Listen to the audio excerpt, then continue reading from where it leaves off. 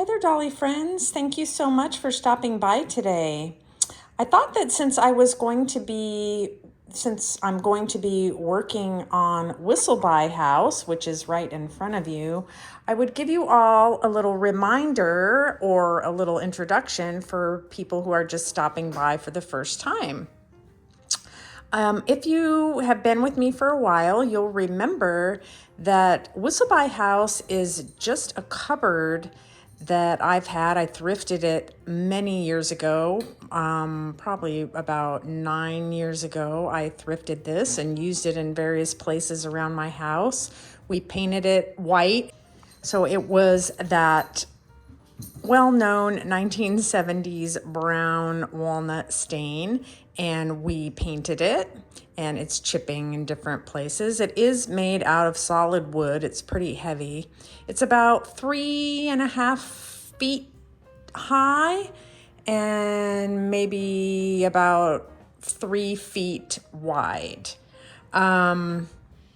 Anyway, we were going to get rid of it, and I was just starting to get into dolls and noticing miniatures and dolls' houses, and I thought maybe I want to try some dolls' houses and miniatures. So it became Whistleby House, and there is a video on Whistleby House and its so-called history and the history of the dolls that live here and that have owned it. On the upper right, there's a parlor. In the upper left, there's a nursery. And in the lower level, there are 2 rooms which make up the infirmary. There's lots of videos about the infirmary because it was kind of my pride and joy. And then to the left of the infirmary, there's a kitchen. There's no dividing wall there as of yet between the kitchen and the infirmary. And the kitchen is just sort of developing. It's not, I haven't really actually worked on it. I need some more scale furniture. This furniture that's in there is actually a smaller scale. So the room that's left to do is the upstairs middle room, which I've decided to make as a dormitory. So before I could work on that, I had these ugly foam walls and I had to tear it all down. I'm new to everything, so it's all a bit of an experiment, and I'm learned a lot over this past year, and I'm ready to go to the next level.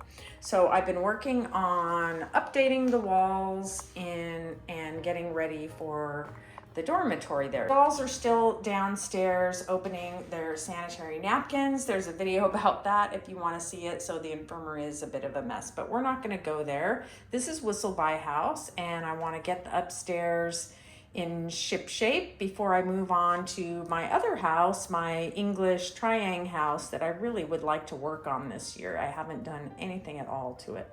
But Whistleby is kind of my pride and joy because it's my first house that I'm creating completely from scratch. So anyway, let's get on with today's video. I showed you in my last video that I had this stack of basswood. I think they were 12 by 12 pieces. I don't know what the thickness is. They're pretty thin.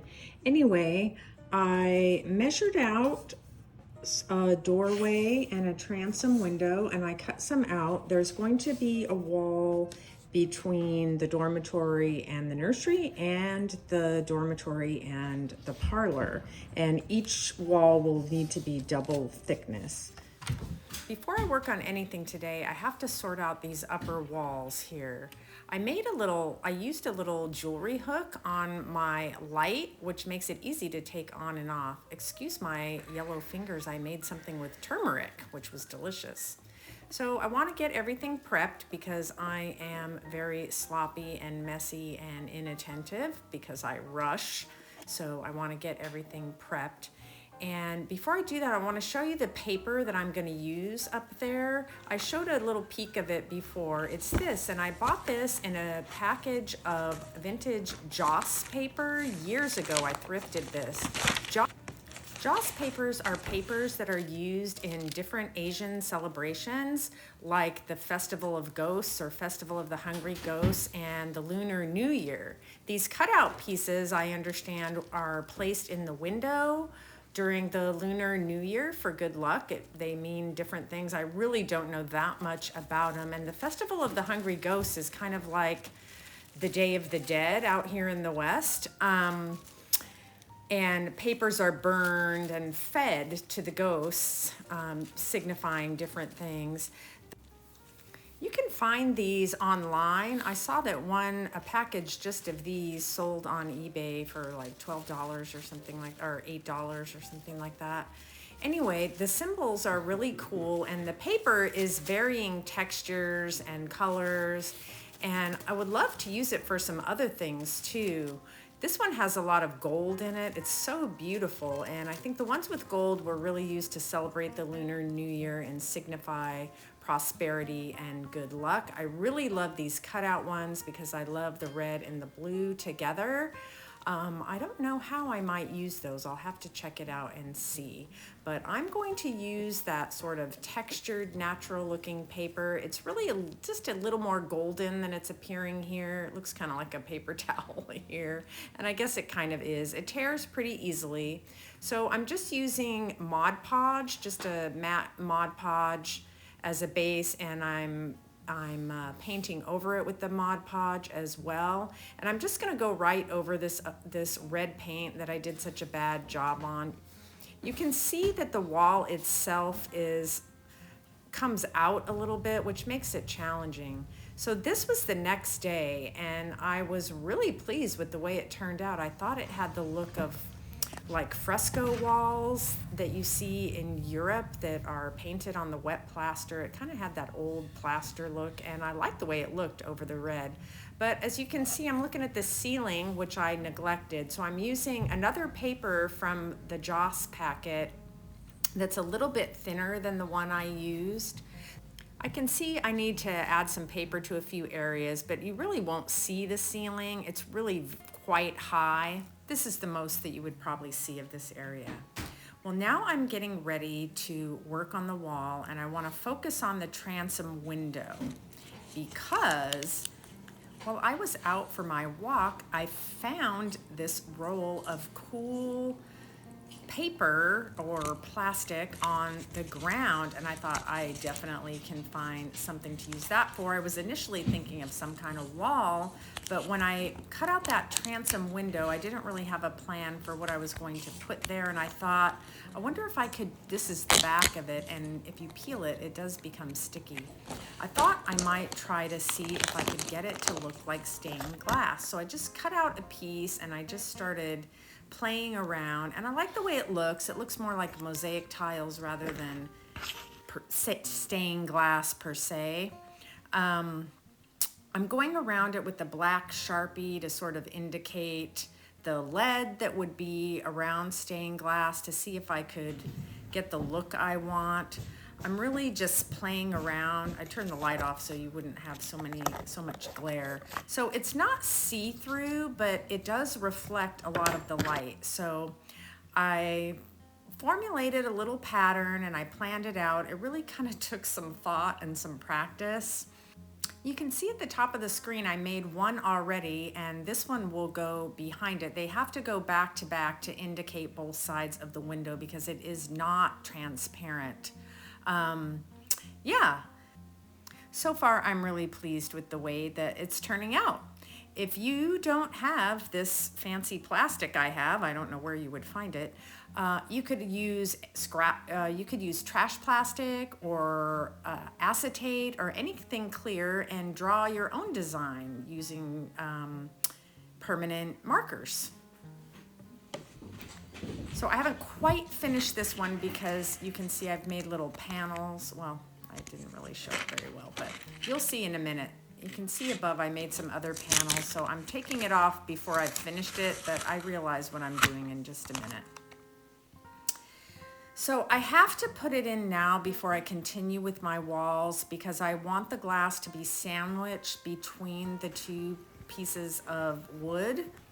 So I've I've peeled this piece off and I'm sticking it on, and I have the other side stuck to the back of this one. And I'm putting my wood glue on, and I really need to put these pieces of wall together before I can finish the doors. I do not know how I'm going to complete the walls themselves. I don't know if I'm going to paper them or paint them.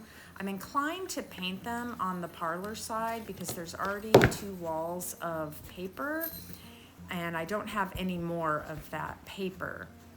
Let me know what you think. I think I'd like to paint a dark color. There will be a casing around the window and around the door when I eventually get that in. I'll show you the door in a minute, but it won't be completely set in until I finish the wall. So when you see it up in the rooms, let me know if you have any ideas of how you might finish it. I was thinking of maybe doing some gesso and painting a dark color on the parlor side, and maybe some paper on the dorm side. So back in time, after I cut out the opening for the door, I split it in 2 and made the actual door panels smaller so that I could create a jamb. Now, I would have never done this. I wasn't even thinking about this until I watched Little Gretchen make a door, which I've done before, but it was so timely. Thank you so much, Gretchen. I'll link your video. I would have never thought to do that. I'm just so happy that it all worked out serendipitously. I must have dry fitted and prepped, I don't even know, 50 times.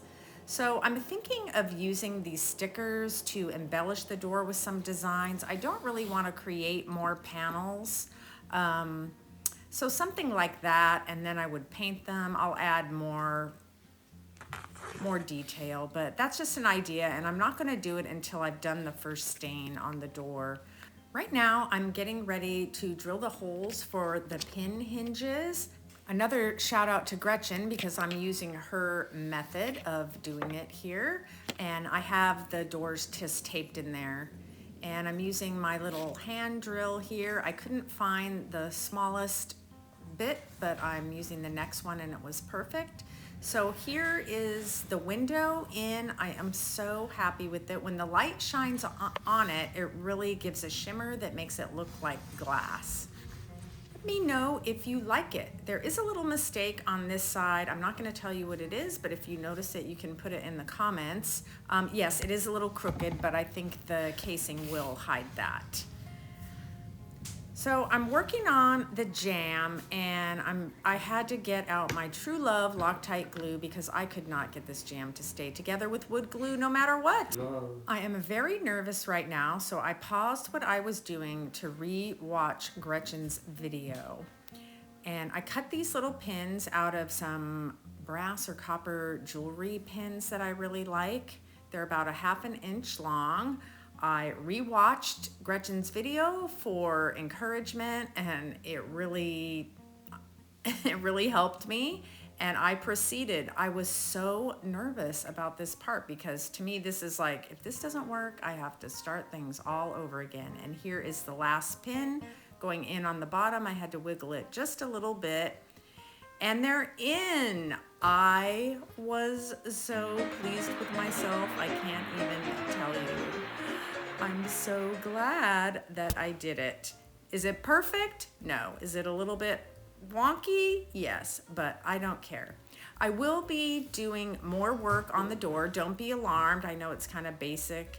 I will be doing a lot more work on it, and it won't completely install until I'm finished with the wall and decide what I'm going to do. And then I'll put the casings on, and then I'll decorate the door. I'll embellish the door and repaint it how I want. So let me know if you have any ideas about these walls. That's the dorm side, and of course here's the parlor side. If you want to find out what I do with the walls and what I do next, come back and visit me next time in the doll cupboard.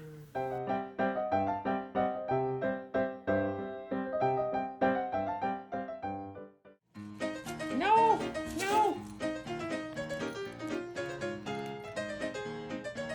All right, you're gonna have to go. I'm working. Go get it.